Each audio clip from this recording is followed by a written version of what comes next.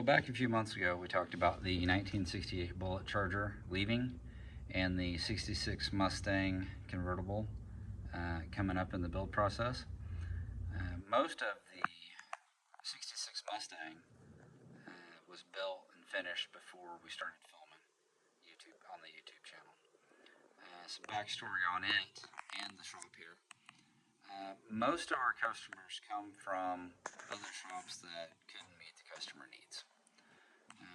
This car in particular has been at two different separate restoration shops over the last 30 years.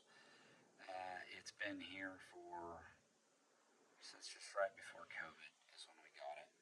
COVID hit, we had a little bit of trouble getting some parts for it, but other than that, it's only been here a small sliver of the time that the customers have not owned the car.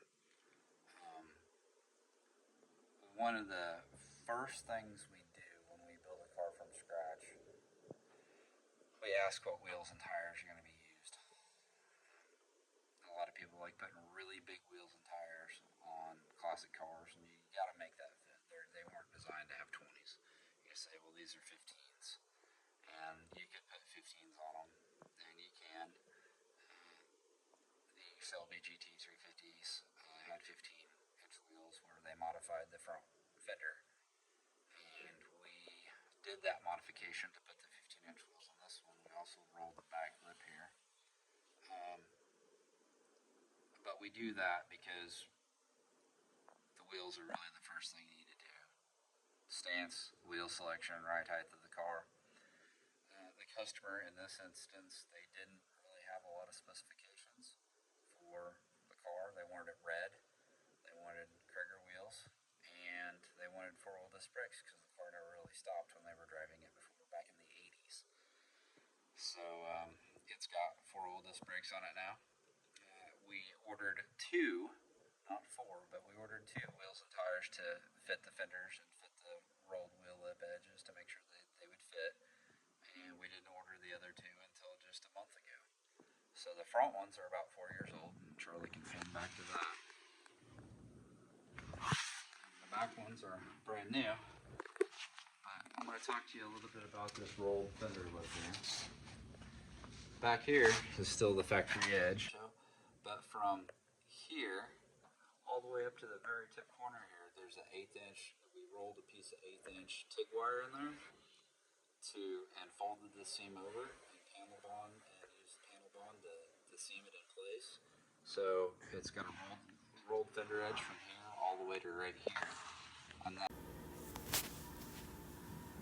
Here are some stills of all the cutting work required to keep the radius of the wheel well congruent to the tire and keep the wheel lip intact.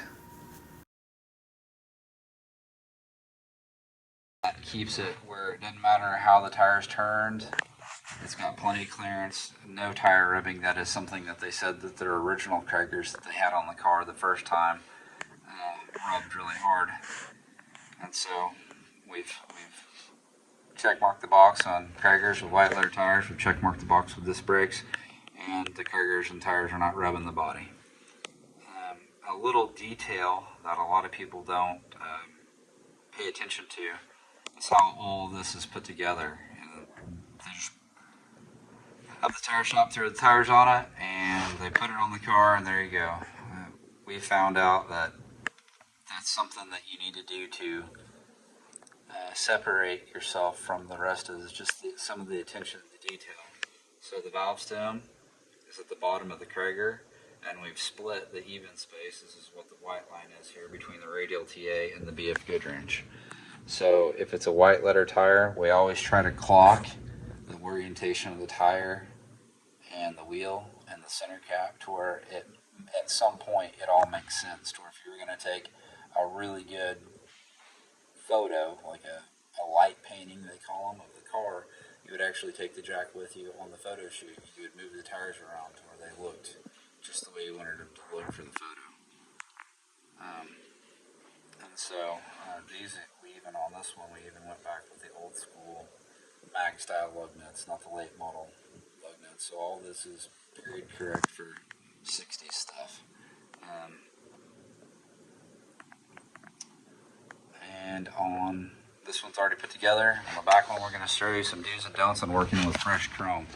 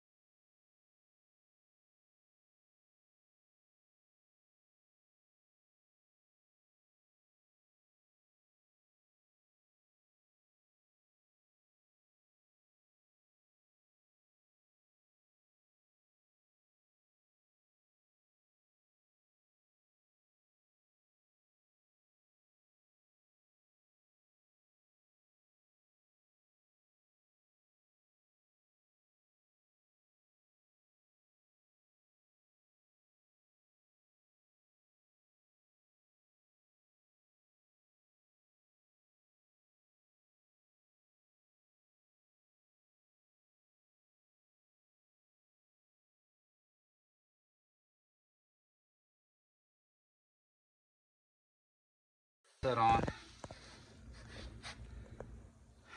don't have the electric impact over here. I was going to say electric impact is not one of the tools you want to use for this. You want to get a 6-point socket that fits the lug nut, and sometimes you got to grind the outside of a cheap socket down because it rub the center of the wheel.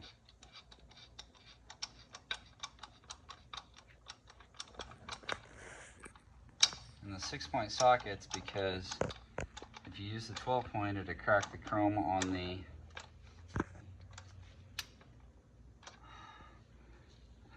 lug nut, so we don't want to do that.